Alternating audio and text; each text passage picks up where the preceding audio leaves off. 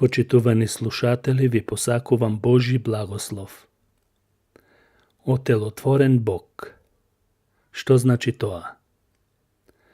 Пред неколку години зборував на нашето радио и од време на време ќе се јавеше некој слушател дали по телефон или на улица и ќе речеше нешто во врска со тоа што го слушал. Во една прилика, една жена која живееше во нашето мало ми вели: добро се тоа што се зборува, но зошто постојано зборувате само за Исус? Зар нема и други личности? Нези беше чудно што не ги употребуваме оние изрази на кои се навикнати: свети овој, свети оној и така натаму. Потоа накусо и објаснив дека ние постојано цитираме библиски стихови од Павле, од Петар, од Јован и многу други. Така што освен за Исус, зборуваме и за неговите апостоли, што рекли како рекле. Но колку и да ги спомнуваме апостолите, тие се само Христови ученици, кои, како и ние, зборувале само за Исус, бидејќи Исус Христос е единствен спасител. Нема друго име дадено под небото за спасение освен Исус. Тој умре на крст за нас и нашето спасение. Може би денес и ти се прашуваш зошто ние постојано зборуваме само за Исус и постојано ја цитираме Библијата. Тоа е така затоа што Библијата како Божје откровение не учи да се повикуваме и да се фалиме само со името на Исус Христос кој е отелотворен Бог. Самата Библија го потврдува фактот дека немаме повеќе посредници за спасение на нашата душа. Отелотворен Бог, Исус Христос. Исус, освен што беше Бог, тој беше и целосно човек, но човек безгрешен, свет, чист и ослободен од се што е грешно. Исус не ја наследи грешната природа на Адам од една единствена причина. Тој беше зачнат преку Светиот Дух во утробата на Марија. Зашто е напишано: Ангелот одговори и рече: Светиот Дух ќе дојде на тебе и силата на Севишниот ќе те осени. Затоа светото кое ќе биде родено од тебе ќе се нарече Божи син. Ова стои запишано во Лука, 1 глава, 35 стих. Зачнувањето од Светиот Дух е голема тајна, но за нас е важно да знаеме и да веруваме дека тоа така се случило. Разумот не може да го објасни како е можно без човечко зближување да се зачне дете, но верата го прифаќа, бидејќи тоа е божествен акт. Исус како човек, кој што дојде во тело, е наречен и вториот Адам. Првиот Адам е Адам во Еденската градина, направен од земја кој сгреши, а вториот е несоздаден и вечен, од небото, Христос, кој што никогаш не сгреши. Дури и неговите непријатели, кои што ги имаше на сите страни, не можеа да најдат греф или вина во Исус. Исус рече: кој од вас може да ме обвини за греф? Ако ја зборувам вистината, зошто не ми верувате? Тоа е запишено во Јован, 8 глава, 46 стих. И Пилат, кога добро ја испита состојбата на обвинувачите, не најде нешто за што заслужува казна, па затоа одлучи да го пушти. Но ете викот на јудејците надвладеа заради интерес и Пилат одлучи да биде распнат според нивната волја. Исус Христос дојде да ја изврши Божјата волја. Исус рече дека секогаш ја врши волјата на неговиот татко. Зашто оној кој ме прати е со мене, не ме остави сам, зашто секогаш го вршам она што му е угодно. Евангелие според Јован, 8 глава, 29 стих. Божјата волја беше Христос во 7 угоди на Бог таткото. Зашто е запишано: Еве ме Боже, доаѓам да ја вршам Твојата волја. Со извршување на Божјата волја од страна на Исус, тој беше потврден дека е Божи син и посредник на новиот завет, со тоа што на сите кои веруваат во него, може да им даде вечен живот. Сатаната немаше никаква власт над Исус. Не ќе зборувам уште многу со вас, зашто доаѓа кнезот, се мисли на сатаната, на овој свет. Тој нема ништо во мене. Тоа го рече Исус и запишано во Евангелието според Јован, 14 глава, 30 стих. Сатаната немаше власт над Исус, затоа што беше послушен на заповедите на неговиот татко и затоа што Исус беше отелотворен Бог.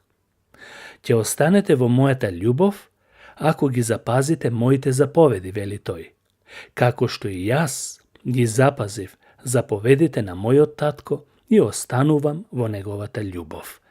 Евангелие според Јован, 15 глава, 10 стих. Исус Христос можеше слободно да каже: јас и мојот татко сме едно.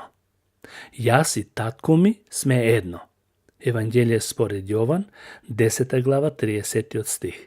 Тоа што Библијата нагласува дека Исус и таткото се едно, не се мисли само на единство и соработка помеѓу син и татко, туку се мисли на битието, на она што сака да каже дека по природа се едно и исто битие, суштински неразделни. Христос мораше и требаше да биде безгрешен, без грев, за да се жртвува за нашите гревови, како јагне без недостаток. Еве што е запишано во првото Петрово послание, 1 глава, 19 стих. Знаејќи дека не сте откупени со распадливи нешта, со сребро или со злато, од својот суетен живот што ви е предаден од вашите татковци, туку со скапоцената крв на Христос како невино и чисто јагне. И апостол Павле тоа го потврдува велејќи: оној кој не знаеше за грев, тој Исус, Бог го направи грев за нас, за да станеме Божја правда во него. Тоа е запишено во 2 Коринтјаните, 5 глава, 21 стих. И затоа Јован Крстител, кога Исус доаѓаше, точно таков го представи: еве го јагнето Божјо, кое го зема гревот на светот врз себе. Исус Христос имаше две природи, Божја и човечка.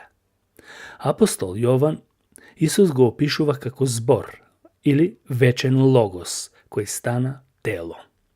И вели: во почетокот беше зборот, и зборот беше во Бог, и зборот беше Бог.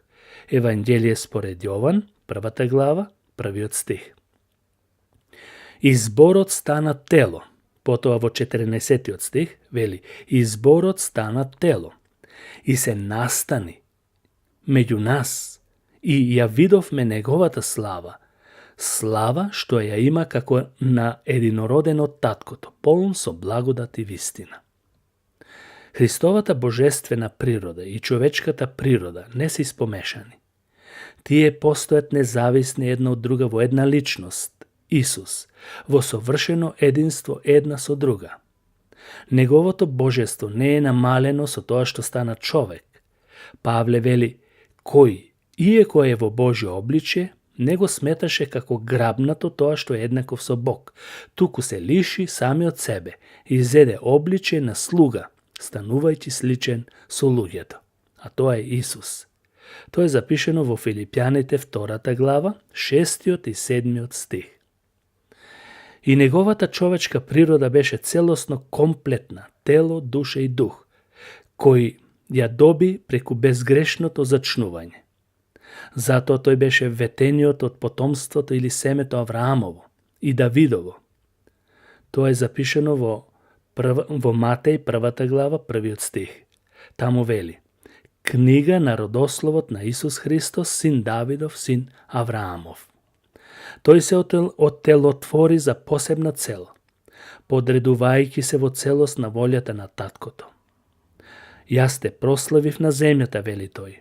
Го завршив делото што ми го даде да го извршам. Евангелие според Јован, 17 глава, 4 стих. Сега, неговата човечка страна е од суштинска важност. Зошто?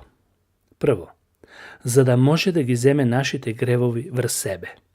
Да не беше Исус вистински човек, тој не ќе можеше да умре заради нас и да ја плати казната што требаше ние да ја платиме, прекршувајќи го неговиот свет закон.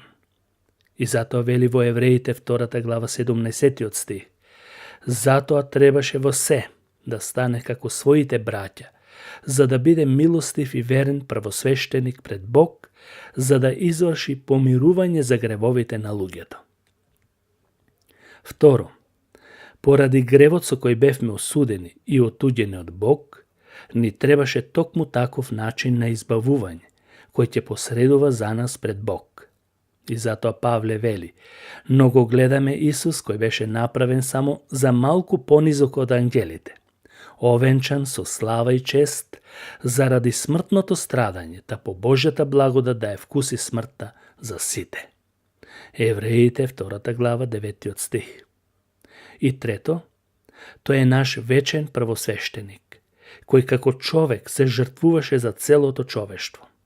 Требаше да го гледаме само од аспект на неговото совршено дело, кое го отпочна со отелотворувањето, животот, смртта, воскресението, вознесението и неговото властување од таткото на престолот Божи како вечен Бог. Да, Исус е единствен посредник и само преку него можеме да добиеме вечно спасение. Како? Поверувај во него. Покај се од своите гревови и Бог ќе ти даде нов живот преку Светиот Дух.